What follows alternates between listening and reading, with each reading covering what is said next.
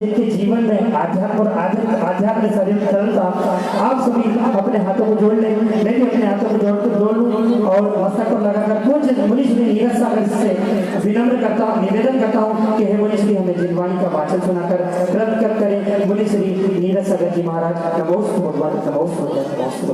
सभी शांति बनाए रखें।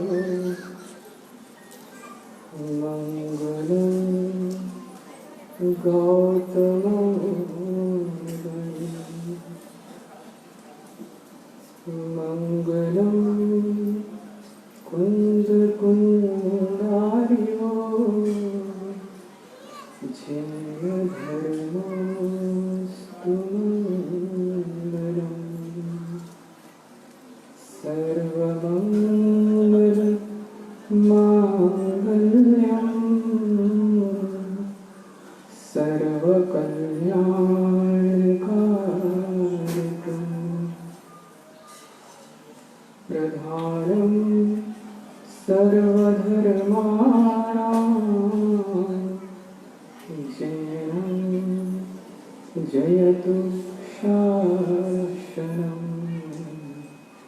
वन्दे विद्यासागरम्।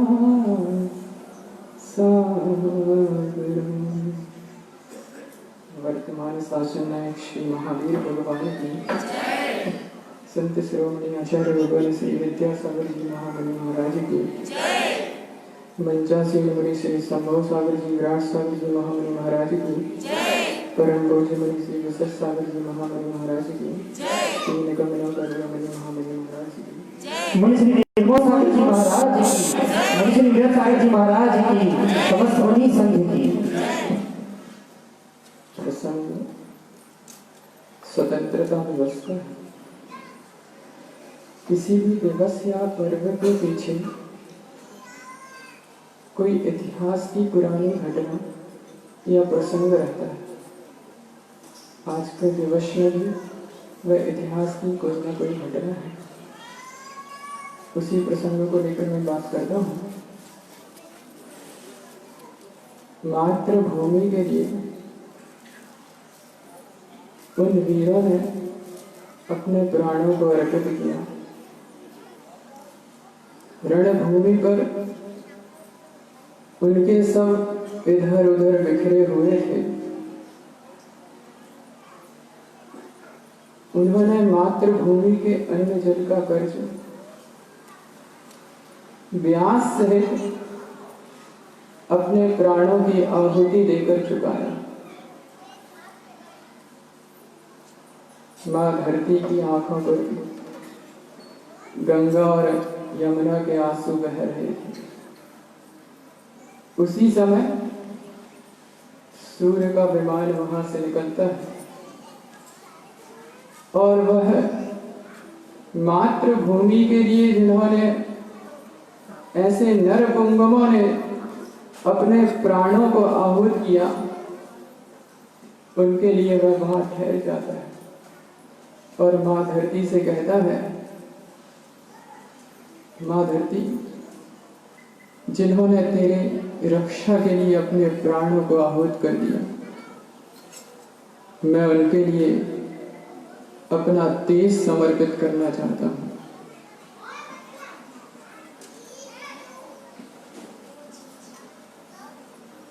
उन वीरों के लिए मैं अपना तेज समर्पित करना चाहता हूं,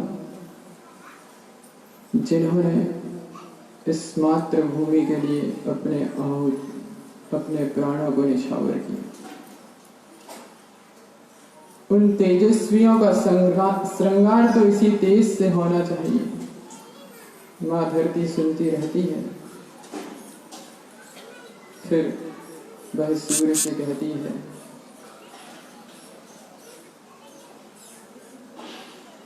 कि तुम्हारा तेज तो हर रोज की भांति शाम होते ही ढल जाएगा, लेकिन इन्होंने जो अपने प्राणों को अर्पित किया है, जो इनके शौर्य का तेज है, वह युग युग तक नहीं ढलने वाला। तुम्हारा तेज तो क्षणिक है, लेकिन इनका युग युगांतर तक शौर्य का तेज फैलते रहेगा।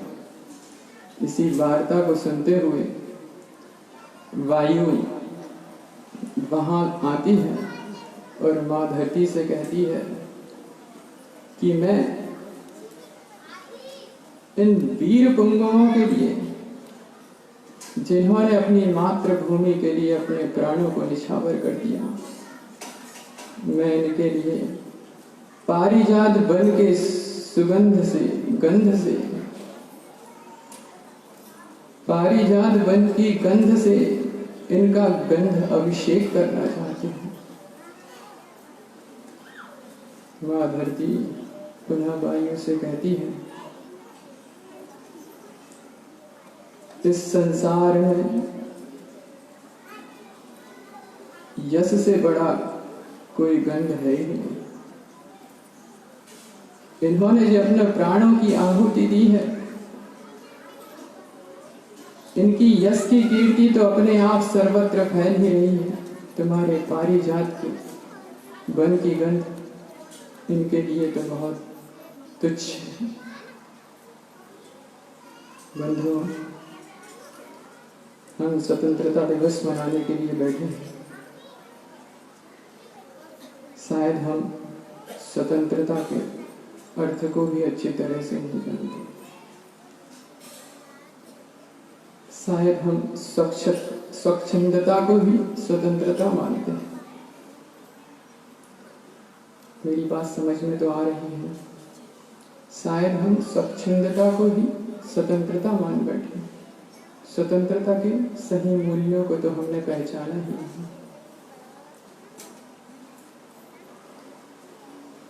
सही दिवस मनाने का हमारे अंतरंग में आज के दिवस कुछ परिवर्तन होना चाहिए। वास्तव में जिन्होंने इस मातृभूमि के लिए सब कुछ निछावर कर दिया, शायद हम उस मातृभूमि का दोहन तो नहीं कर रहे। उस स्वतंत्रता के सही मूल्यों को हमने समझा नहीं। हम प्रकृति के साथ विपरीत तो नहीं चल रहे। शायद इसी का परिणाम है।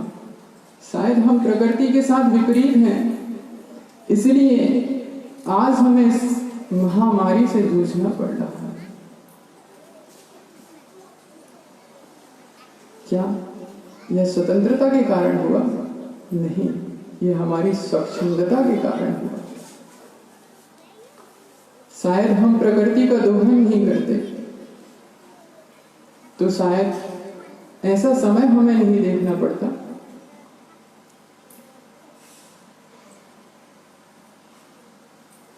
हमने अपने पंच इंद्रियों के विषय के कारण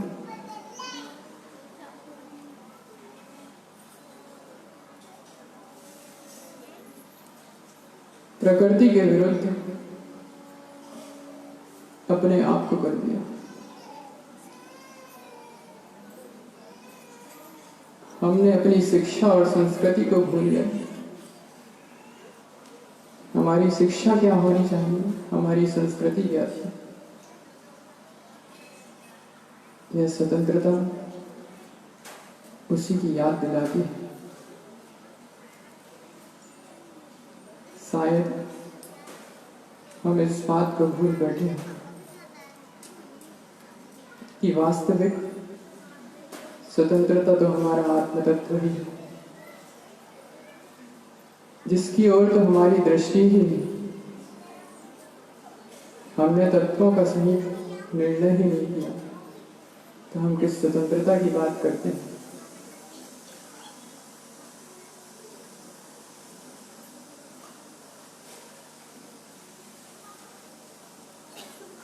आत्मा की ओर जब तक दृष्टि नहीं होगी, जब तक हम अपने आप को स्वतंत्र नहीं कर सकते।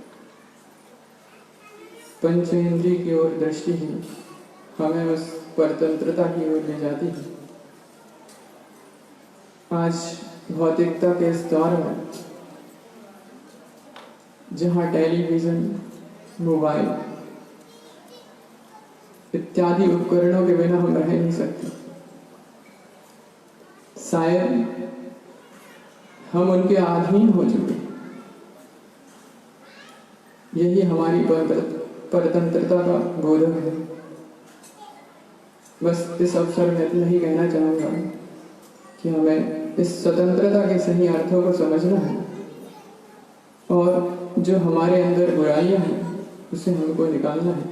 बस इतना ही कहकर अपनी वाणी को विराम दूंगा। गुरु महावीर भगवान की चालू करो। बंधुओं, आपने मुझे श्री नीरज सागर जी को सुना। सही अर्थों में स्वतंत्रता क्या है ये उन्होंने हमें मार्गदर्शित किया है। मैं निवेदन करूंगा हमारे बीच में आज जो शांतिधारा, मुख्य शांतिधारा का सब परिवार श्री हुक्मचंद जी, अंकित कुमार जी, जैन साहब सागर, वो सब परिवार पूज्य मुनि श्री के श्री चरणों में श्रीफल अर्पित करें। श्री मनोज कुमार जी, कोयला वाला परिवार, वो भी सब परिवार आकर पूज्य मुनि श्री के श्री चरणों में श्रीफल अर्पित कर लें। श्री दिनेश जी सोगानी साहब, दिनेश जी सोगानी साहब कृपया वो भी मंच पे पधार कर पूज्य मुनि श्री के सामने हम सब परिवार आप पधारें। मुख्य शांतिधारा कर्ता परिवार श्री हुक्मचंद जी, अंकित कुमार जी, जैन साहब सागर, मेरा उनसे निवेदन है।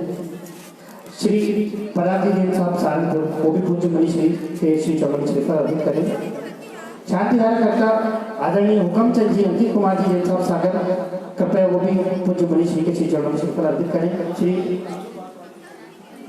बाद वाले को बुला श्री वर्धमान जी सिंघई, वो भी पूज्य मुनि श्री के श्री चरणों में श्रीफल अर्पित करें। श्री अंकित कुमार जी आस्था, उनकी तरफ से भी यदि कोई हो, और सिद्धार्थ के जन्मोत्सव पर उनके परिवारजन भी श्रीफल अर्पित करके आशीर्वाद दें। बहुत बढ़िया घोषणा भाई साहब ने, आदरणीय मनोज कुमार जी, जैन साहब, कोयला वाला परिवार ने मंडी के मंदिर में गांव के अकोदिया ग्राम के प्राचीन मंदिर में अतिशय क्षेत्र पर एक छत्र की घोषणा करी। मैं जोरदार कर्तन ध्वनि से उनका अभिवादन करवाना चाहूँगा। उनके इस चढ़ाई दिया है, बहुत बहुत धन्यवाद। मैं पूरी क्षेत्र की कमेटी की ओर से उनका बहुत बहुत भावभीना धन्यवाद प्रेषित करता हूँ। इस मंच के माध्यम से उनसे आभार व्यक्त करता हूँ। शांतिधारा कर्ता परिवार, मुख्य शांतिधारा कर्ता हुक्मचंद जी, अंकित कुमार जी सागर, गांव के मंदिर में जिन्होंने शांतिधारा की थी वो भी परिवारजन आके यहाँ पर श्रीफल भेंट करें। नाम मुझ तक नहीं आया है। चलिए मैं सीधा ज्यादा भूमिका न बनाते हुए मुनि श्री निर्मोह सागर जी के कर कमलों में नमोस्तु निवेदित करते हुए उनसे विनय करता हूँ कि हे गुरुवर, हमें जिनवाणी का वाचन सुनाकर हमें कृतार्थ करें। नमोस्तु गुरुवर, नमोस्तु गुरुवर, नमोस्तु गुरुवर।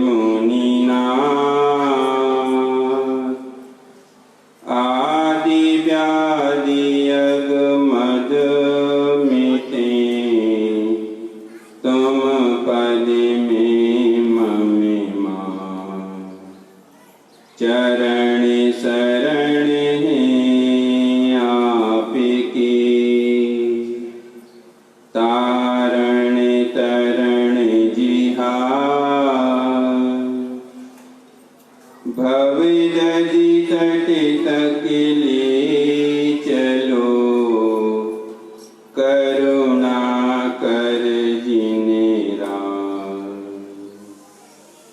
तरणी विद्या सागर गुरु, तारो मुझे ऋषि। करुणा करि करुणा करो, कर से दो आशीष, वहीं से दो आशीष। जय बोलो देवारी देवी खज्जाराट श्री कुंडलपुर के बड़े बाबा की। यहाँ के मूल नायक श्री पार्श्वनाथ भगवान की, वर्तमान शासन नायक श्री महावीर भगवान की, परम पूज्य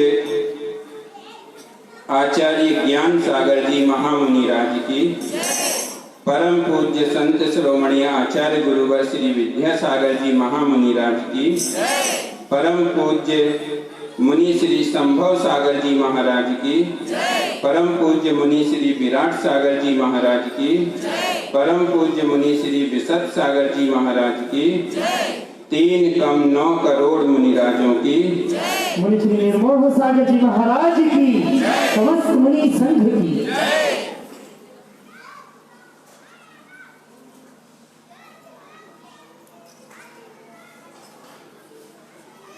आज का प्रसंग आप सभी लोगों को ज्ञात है कि आज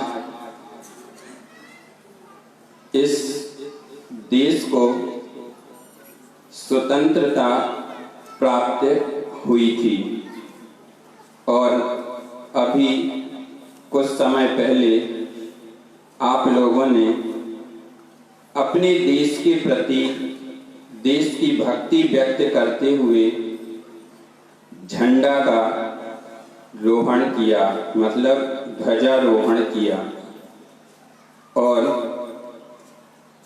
साथ में उस राष्ट्रगीत का भी आपने वादन या अपने मुखारबिंद से उच्चारण किया, जो काफी समय से बहुत प्रचलित है। और अभी मुनि श्री नीरज सागर जी ने भी आपको कुछ स्वतंत्रता के बारे में या कुछ पुरानी स्मृतियों को याद दिलाते हुए स्वतंत्रता के बारे में आपको ये भी बताया कि हमें स्वतंत्रता तो मनानी है पर स्वच्छंदता से नहीं, है ना, स्वतंत्र होना है। तो इसके बारे में तो आप बहुत जानते भी हैं और काफी समय से ये सब मनाते आ रहे हैं।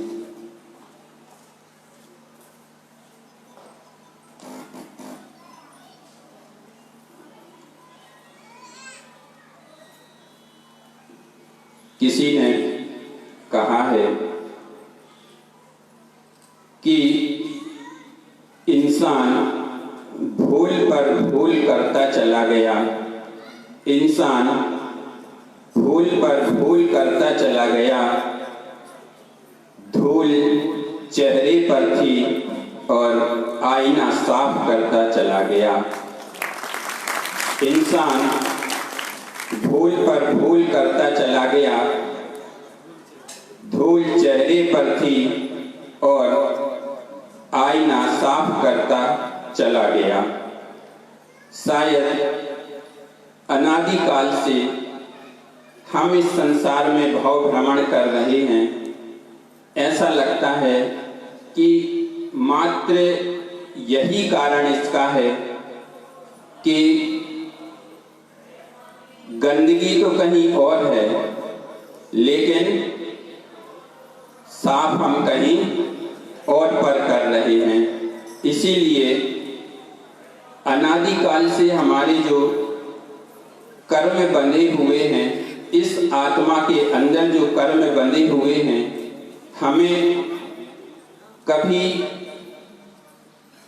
हमने और आपने कभी ये इस बात का विचार कभी नहीं किया कि हमें आज तक स्वतंत्रता क्यों नहीं मिली।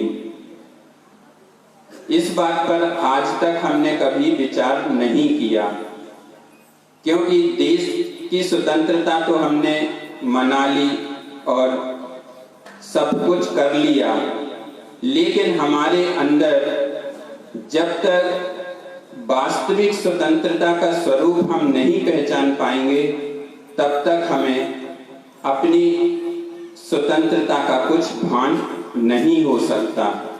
क्योंकि जो हमारे अनादिकाल से कर्म बंधे हुए हैं, उन्हीं कर्मों के कारण आज देखा जाए या देख ही रहे हैं कि संसार में यह जीव, यह प्राणी क्यों भटक रहा है, क्योंकि इसके कारण ही उसे इस संसार में बार बार जन्म और मरण करना पड़ रहा है।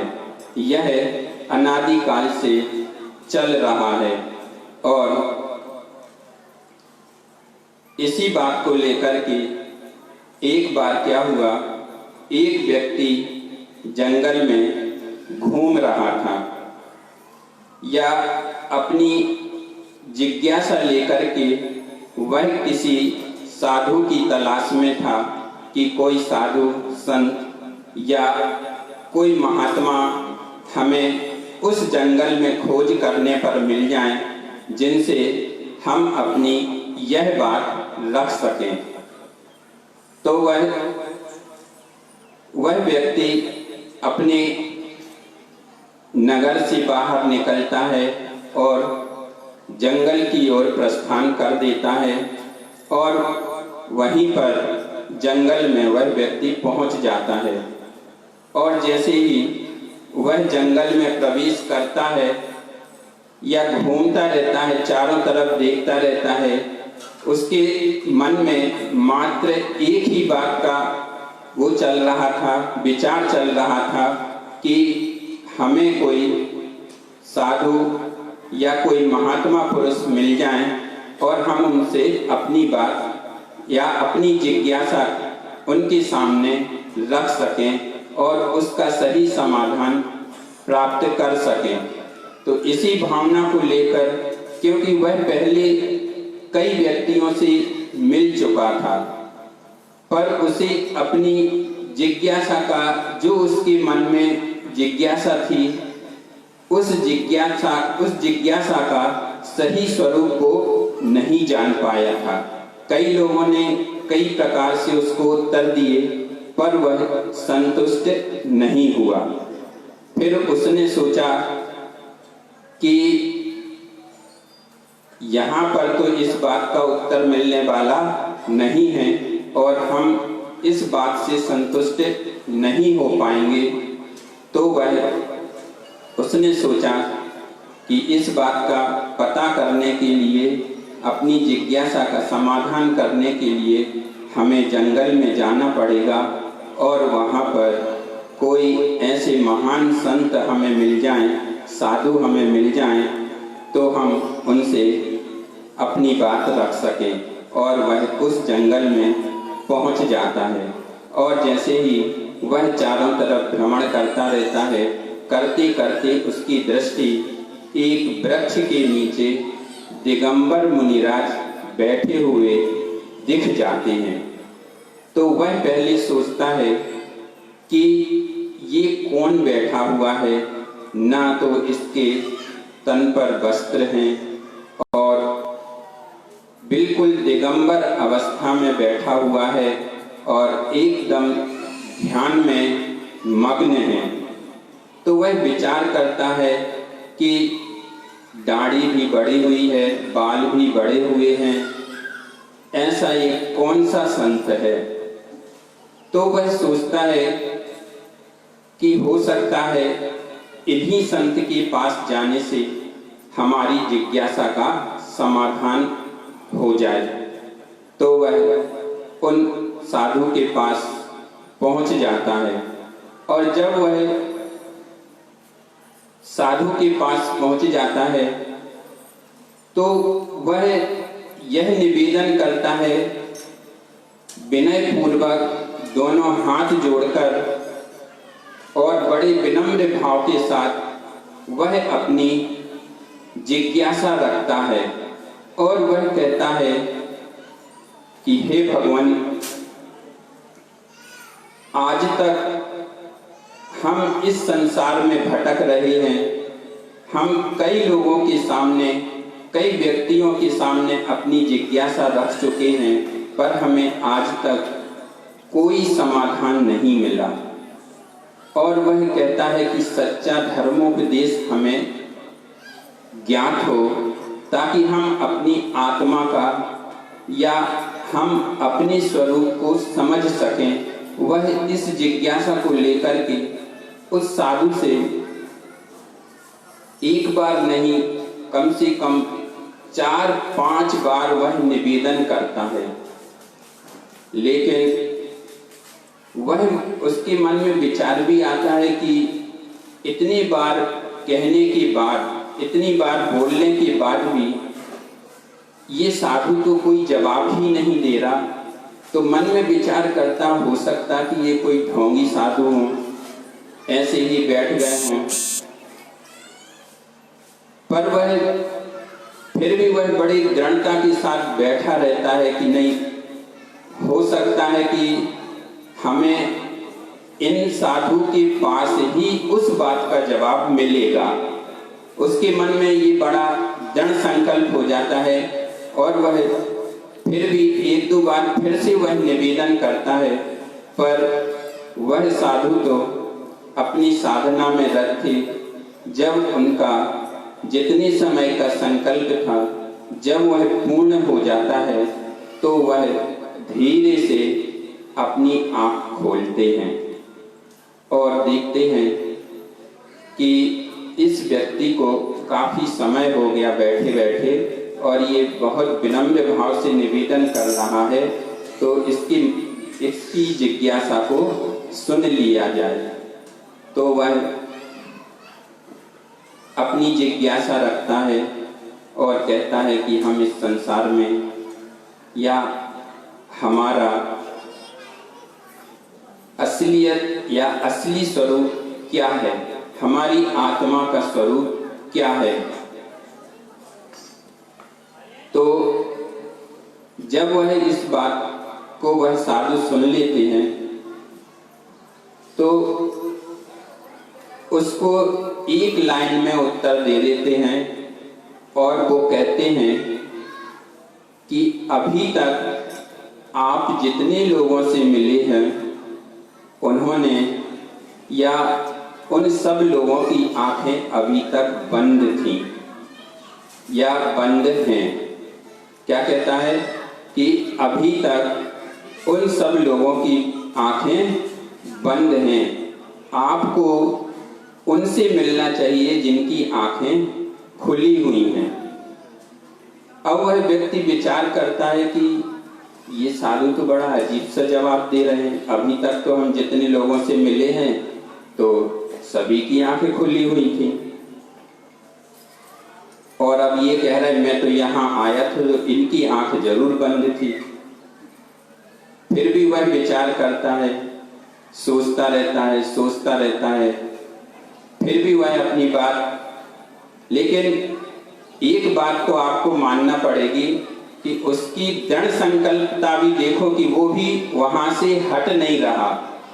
इतना सब उसके मन में विचार चलता रहता है कि ये ऐसे हैं, कई प्रकार की बातें कई तरह से सोचता रहता है, पर वह वहां से अपने आप को अलग नहीं करता।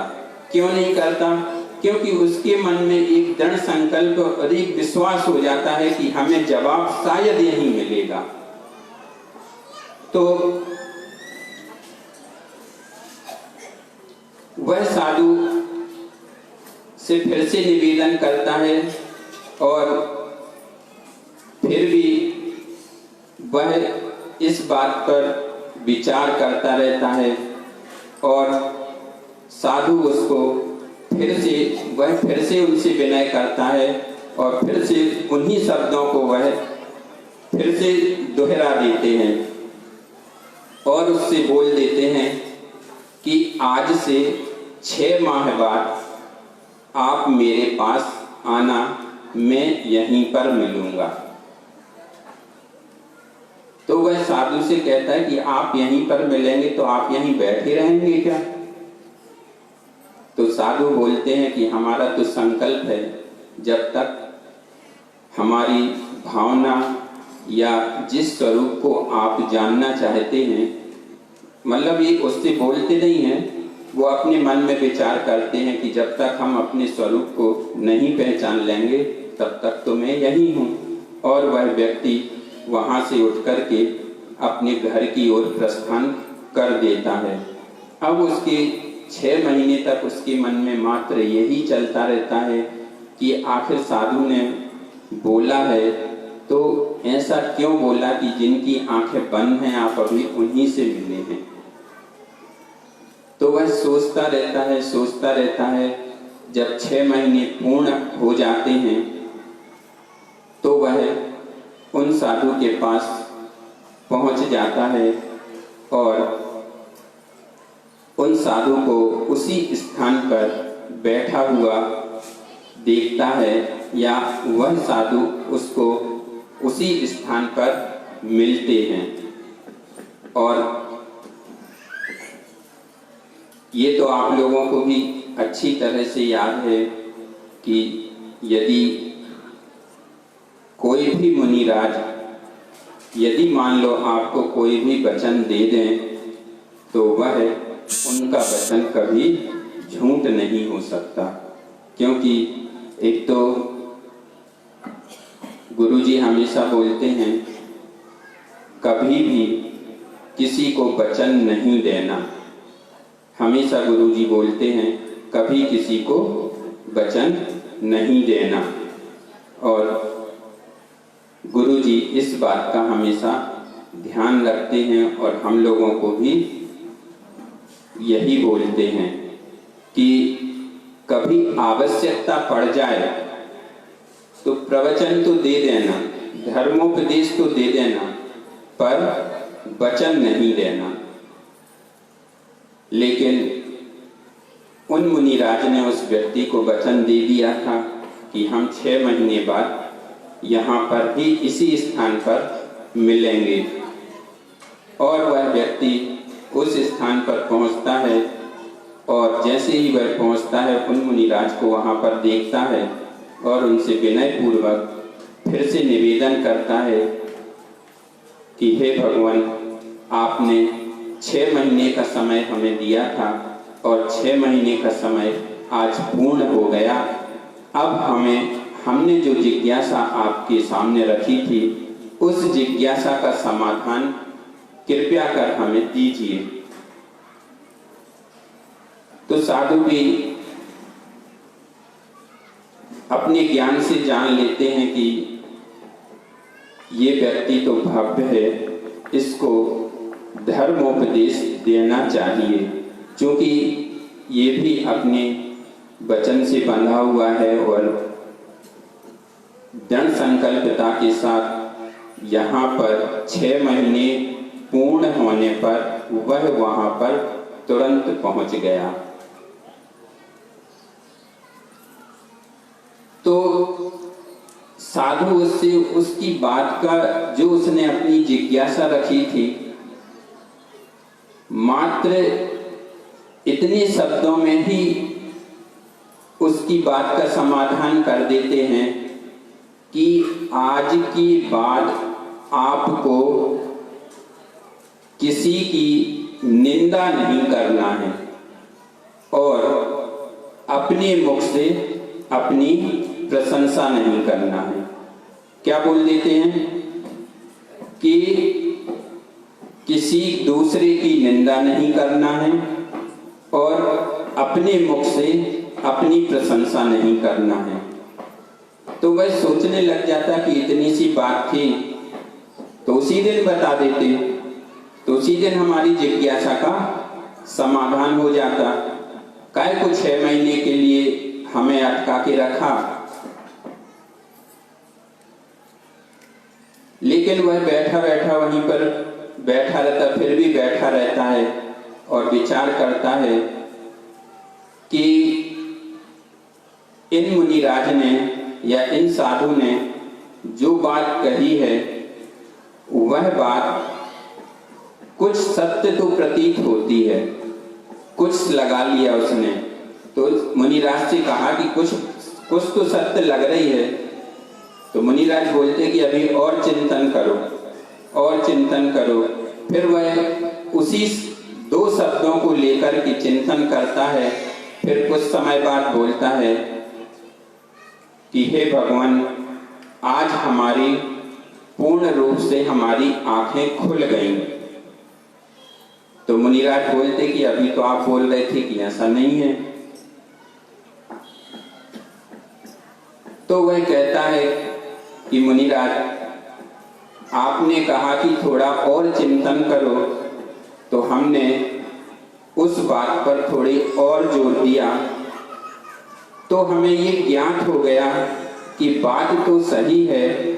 आज तक हम क्या करते रहे, हम सिर्फ इसी बात को लेकर ही जीते रहे कि यदि कोई व्यक्ति दूसरे व्यक्ति की निंदा करता है और कुछ भी कहता है तो हमें अंदर से बड़ी खुशी होती है, और यदि हमारी प्रशंसा करता है और हम अपनी प्रशंसा के 2 शब्द कह देते हैं और सामने वाला कुछ भी कह देता है तो भी हमें बहुत अच्छा लगता है।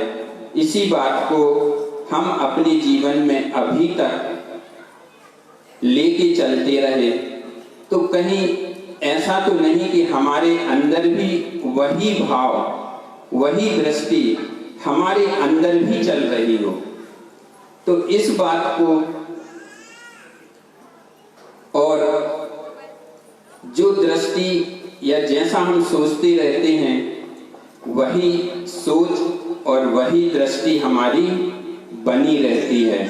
तो यह सब बातें उस व्यक्ति को समझ में आ जाती हैं और वह कहता है कि अभी तक हमने दूसरों के अवगुण ही देखे हैं, किसी के दूसरे व्यक्ति में गुण देखने का तो प्रयास आज तक नहीं किया। पर हे भगवान, आपने जो कहा है अब मैं उस पर अपनी बात पर अमल करूंगा।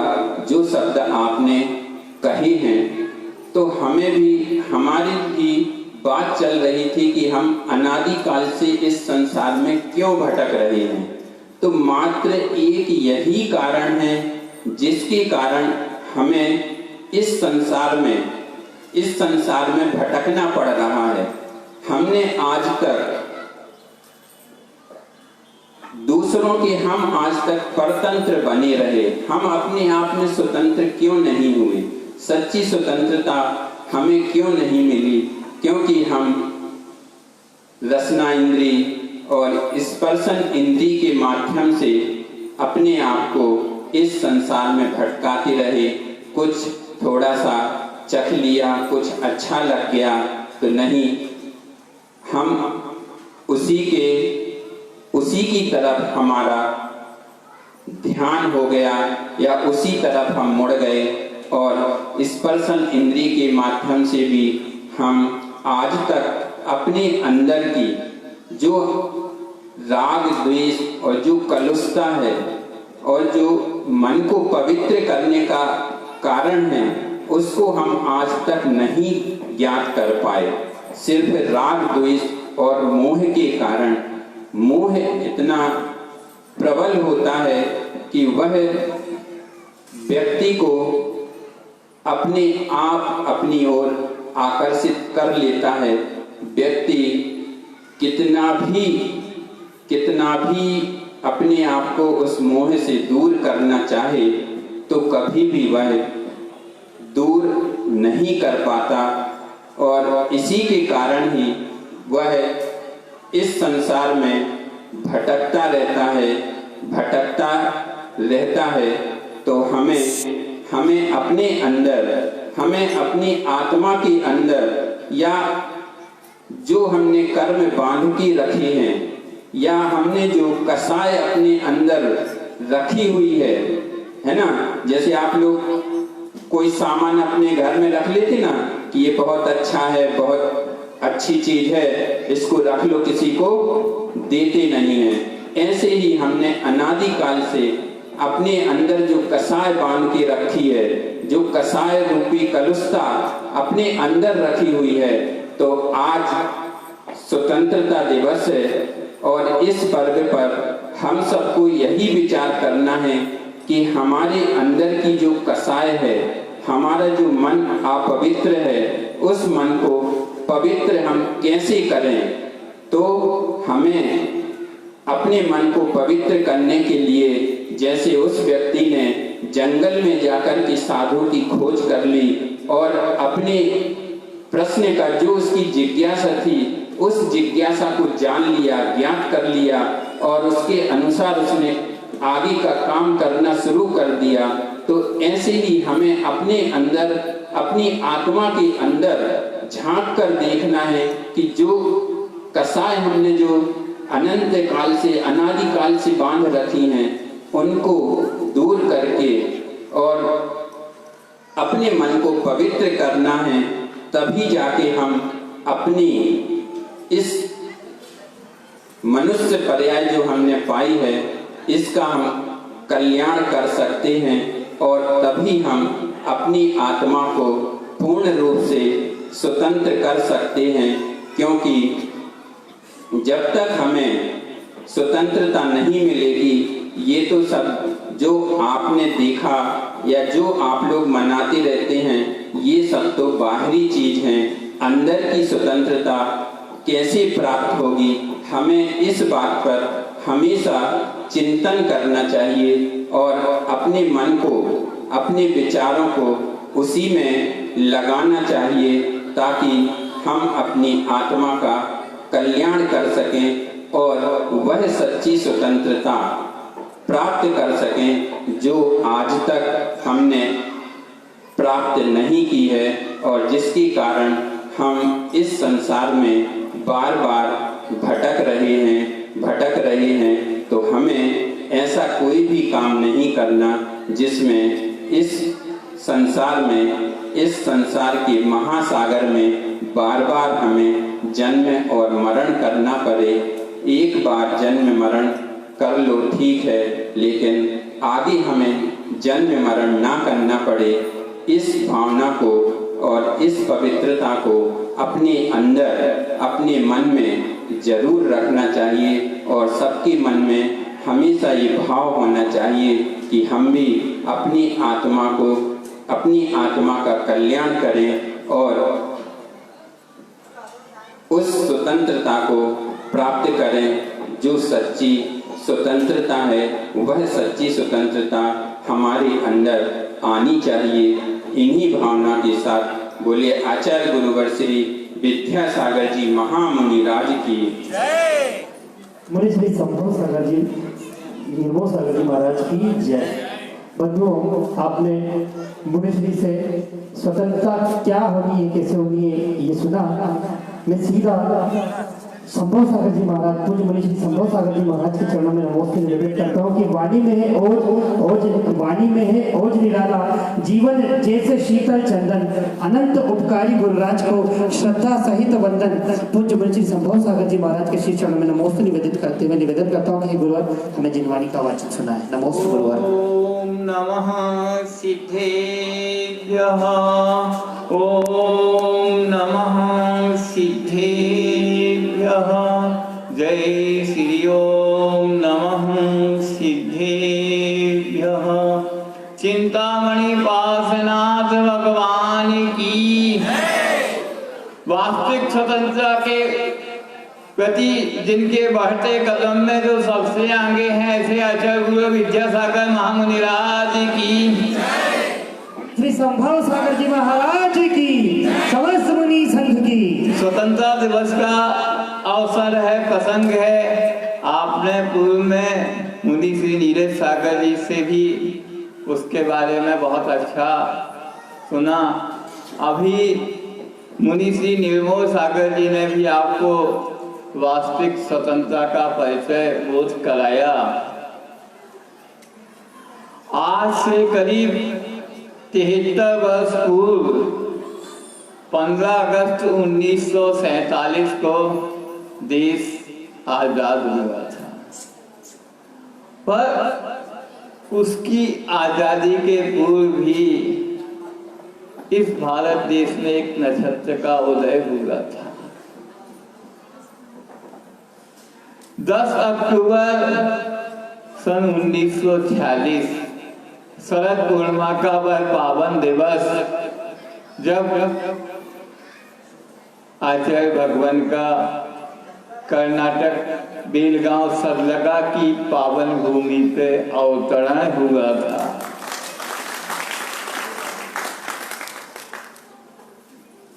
वह एक देश के आजादी की स्वतंत्रता की एक भूमिका थी और उसकी परिणति आप पिछले 70-72 वर्षों से प्रति समय देख रहे हैं। जो हमारे शहीदों ने जो बलिदान दिया है, शहादत दी है, क्या हम उस आजादी को पूर्णतः सुरक्षित रख पाए हैं? क्या हमारे जो उद्देश्य है उन उद्देश्यों के करीब हम पहुंच पाए हैं? क्या आज इस देश के प्रत्येक नागरिक का इस ओर सोचने का दिवस है। भारत आजाद है कहने के लिए, पर इस आजाद भारत में आज भी जो यहाँ की राष्ट्रभाषा है उसमें बोलने वाले को पनिशमेंट मिलता है। ये कोई आजादी है? आपकी आजादी आधी अधूरी है जब तक आपका अपने राष्ट्र के प्रति प्रेम नहीं है, राष्ट्रभाषा के प्रति प्रेम नहीं है, अपने लिए कुछ नहीं है, तो आपकी आजादी आधी अधूरी है। मुझे प्रसंग आ रहा है याद स्मृति में, इसी विचार को लेते हुए। एक बहुत बड़े विद्वान हुए हैं, साहित्यकार हुए हैं, डॉक्टर रघुवीर। उनका हिंदी के प्रचार प्रसार में अमूल्य योगदान था। वह साहित्य की गतिविधि या देश के किसी कार्य से फ्रांस गए हुए थे और फ्रांस वह कई बार गए थे। तो एक दंपति जो वहाँ का था, तो उनके यहाँ पेइंग गेस्ट के रूप में रुके थे, उनका से परिचय था उनका अच्छा। तो जब वह वहाँ रुके हुए थे तो उनके लिए, डॉक्टर रघुवीर के लिए भारत से या कहीं से एक पत्र आता है उनके नाम पे। तो जो दंपति था उसकी एक बालिका भी थी 10-12 साल की, वह बालिका ही डॉक्टर रघुवीर का पत्र उन्हें देने आती है। अब उस बालिका का बहुत मन होता है, उत्कंठा होती है कि डॉक्टर रघुवीर चूंकि भारतीय हैं तो भारतीयों की भाषा कैसी होती है, उनकी लिपि कैसी होती है। तो उन्होंने डॉक्टर साहब से कहा कि आप अपना पत्र दिखाएंगे क्या? तो जैसे ही डॉक्टर साहब ने अपना पत्र खोला, वह पत्र अंग्रेजी में था, रोमन लिपि में था। वह बच्ची 10-12 साल की बच्ची वह देख के अवाक रह गई कि ये तो भारतीय हैं और इनके पत्र में रोमन लिपि में अंग्रेजी भाषा में पत्र है। वह दौड़ी दौड़ी अपने माँ के पास जाती है और माँ से पूरी घटना का विवरण दे देती है। वह दंपति, उसकी माँ भी कितनी राष्ट्रभक्त थी, कितनी अपने भाषा के प्रति उसका समर्पण था। जब भोजन का समय होता है, पूरा घर इकट्ठा होता है, डॉक्टर रघुवीर भी इकट्ठे होते हैं, भोजन बड़ी शांति से हो जाता है, कोई किसी से कुछ नहीं बोलता। उसके बाद उस घर की मालकिन ने, जो उस बेटी की माँ थी, स्पष्ट शब्दों में आदेश दे दिया डॉक्टर रघुवीर को कि जिसके अंदर अपनी राष्ट्रभाषा का प्रेम नहीं है, वो व्यक्ति हमारे यहाँ एक समय भी ठहर नहीं सकता। डॉक्टर रघुवीर जो उनके इतने अपनत्व हो गया था, वह सुनकर अवाक रह गए। पर इस आदेश के बाद उस माता ने एक और प्रसंग सुनाया, अपनी जो उसकी माँ से संबंधित था। जब इसका जन्म हुआ था, मतलब बेटी की माँ का, तो उसकी माता जब उस समय फ्रांस पराधीन था, जर्मनों ने फ्रांस पे अधिकार कर रखा था, और इसकी माता उस समय स्कूली शिक्षा ग्रहण कर रही थी। और तो इतना, जब भी कोई किसी दूसरे राष्ट्र पर कब्जा करता है तो वहाँ की शिक्षा पद्धति पे भी कब्जा करता है, वहाँ की भाषा पे भी कब्जा करता है, उसे पराधीन बनाता है। वहाँ की शिक्षा में भी, फ्रांस की शिक्षा में भी उस समय जर्मन भाषा का ही माध्यम, शिक्षा का माध्यम हो गया था। फ्रांस लोग बहुत दुखी थे इस सब वातावरण को लेके, अपने देश को परतंत्र देखकर और पूर्णतः पराधीनता में जकड़े हुए देखकर वह बहुत दुखी थे। अब फ्रांस में चूंकि जर्मन का अधिकार था, जर्मनी की साम्राज्ञी फ्रांस के भ्रमण के लिए आती है, और फ्रांस भ्रमण के अंतर्गत जिस विद्यालय में उसकी माँ पढ़ती थी, उसी विद्यालय में वह भ्रमण के लिए जाती है। और उनके सामने बहुत अच्छे कार्यक्रम प्रस्तुत किए जाते हैं, जैसे अभी बच्चों ने प्रस्तुत किए। वह सभी कक्षा में जाती है, और जब सब बच्चे कार्यक्रम प्रस्तुत कर रहे थे तो वह खुश होती है, और उनके स्वागत में जो भी कार्यक्रम हुए इसलिए वह आनंदित होती है। फिर उसका मन होता है, वह अपनी उद्बोधन में कहती है कि अगर इन सब बच्चों में से कोई बच्चा जर्मन का राष्ट्रगान सुना सके तो मैं सुनना चाहता हूँ। तो एक बालिका खड़ी होती है जो इसकी माँ थी, उसने शुद्ध उच्चारण के साथ जर्मन का राष्ट्रगान सुना दिया। पूरा राष्ट्रगान जर्मन का उसको, फ्रांसीसी बालिका को कंठस्थ था। अब जर्मन साम्राज्ञी, जर्मन रानी राष्ट्रगान के इतने शुद्ध उच्चारण से बहुत खुश होती है, और उस बालिका से कहती है, मैं तुम्हारे लिए, तुम्हारे ऊपर बहुत खुश हूँ, तुम मांग लो जो पुरस्कार मांग सको, मैं देने तैयार हूँ, मैं तुम्हें पुरस्कृत करूंगी। अब नंबर आता है उस बालिका का, वह कहती है, रानी जी यदि मैं जो मांगूंगी वो आप देने तैयार हूँ तो मैं मांगने तैयार हूँ।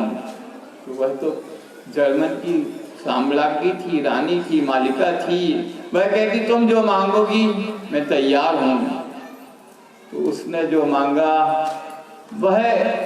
उसने जो कहा, वह शब्द यहाँ बैठे हुए सभी नागरिकों के लिए नहीं, पूरे देशवासियों के लिए सुनने योग्य हैं।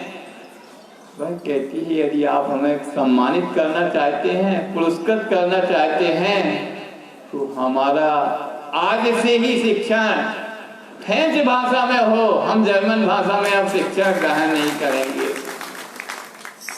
उस समय जर्मनों का अधिकार है फ्रांस में, और वह इतनी बड़ी बात कर रही है। और आज 70-72 साल भी हो गए भारत में और हम अंग्रेजी की ओर बढ़े चले जा रहे हैं। आपकी आज़ादी आधी अधूरी है। जब तक भाषाई आज़ादी नहीं मिलती है, हमारा मानस राष्ट्रभाषा के प्रति समर्पण नहीं होता है, तब तक आपकी आज़ादी अधूरी है। वह जर्मन साम्राज्य समझ गई कि अब फ्रांस को और ज़्यादा परतंत्रता गुलामी की बेड़ियों में नहीं जकड़ा जा सकता है और कुछ ही समय में फ्रांस स्वतंत्र हो गया। और आप स्वतंत्र होने के बाद भी क्या स्थिति है? वास्तव में ये स्वतंत्रता नहीं है। मैं बताऊं सही शब्दों में क्या है? यह है ट्रांसफर ऑफ पावर। यह सत्ता का मात्र हस्तांतरण हुआ है। गोरे अंग्रेज काले अंग्रेजों को अपनी सत्ता सौंप गए हैं। आपने अभी तक खुली हवा में खुली आज़ादी में सांस ली ही नहीं है। आप उन्हीं कानून अंग्रेजों का, भाषा अंग्रेजों की, कोड अंग्रेजों का, पार्लियामेंट में जो संविधान है वो पढ़ाया। आपका है क्या? सोचिए, समझिए और आपको अपनी पूर्ण आज़ादी की ओर कदम बढ़ाने हैं। वह कहीं और से नहीं, आपके घरों से बढ़ेंगे। आचार्य श्री विश्वास को कहते थे, हिंदी के लिए बोलते थे, आज 34 साल बाद शिक्षा नीति में पुनः परिवर्तन हुआ। नई शिक्षा नीति लागू होने को है।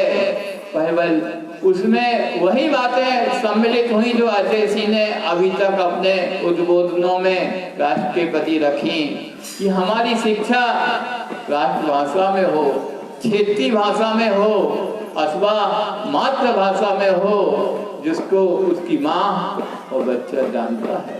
पर नहीं, हमारा पता नहीं कौन सा पश्चिम का आकर्षण है कि हम एक दूसरे की देखा सीखी बहे जाते हैं। हम क्या पढ़ाएंगे? अपने बच्चे को इंग्लिश मीडियम के स्कूल में डालेंगे। अब ना माता को उसको पढ़ाने आता है, ना बच्चा को आता है। अब उसकी पढ़ाई कैसे होगी? वह बीच का अधकचरा रह जाता है। ऐसे बहुत से बालक और पालक हम लोगों के पास आते हैं। तो नई शिक्षा नीति लागू को तो हो गई है, पर उसका क्रियान्वयन आप लोगों के समर्पण से, देश के प्रति समर्पण, भाषा के प्रति समर्पण से ही होगा। यदि आपको पूरी आज़ादी को प्राप्त करना है तो भाषाई आज़ादी भी जरूरी है। आज के पावन दिवस पर मेरा यही उद्बोधन है और आचार्य गुरुवर्ग का यही आशीर्वाद है कि आप लोग उस ओर अपने कदम से कदम बढ़ाते हुए आगे बढ़ें। जय गुरु आचार्य गुरु विद्या सागर महामुनिराज की, श्री संभव सागर जी महाराज की। बंधुओं, आपने सुना कि भाषाई स्वतंत्रता बहुत जरूरी है।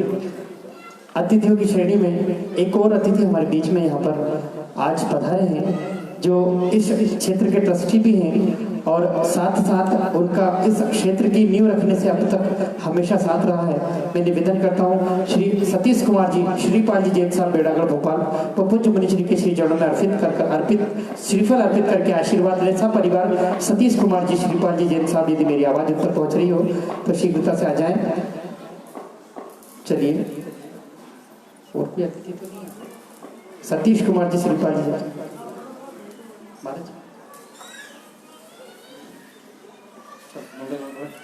पूज्य मुनि श्री विराट सागर जी के मुखारबिंद से मंगल भावना होनी है। मैं पूज्य मुनि श्री को नमोस्तु निवेदित करता हूँ। हे गुरुवर, नमोस्तु नमोस्तु नमोस्तु। मंगल मंगल होय जगत में, सब मंगलमय होय।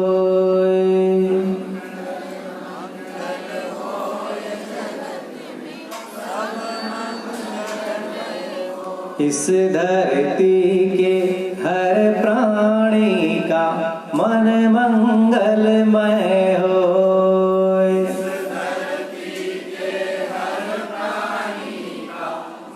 मंगलमय कालेश रहे ना दुख कहीं भी होए। शेष कालेश रहे ना दुख कभी न हो। मन में चिंता भय न सतावे रोग शोक नहीं होए।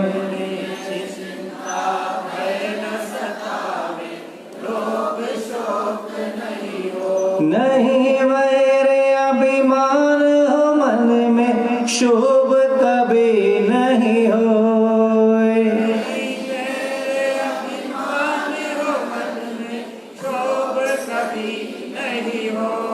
मैत्री प्रेम का भाव रहे नित मन मंगलमय होए।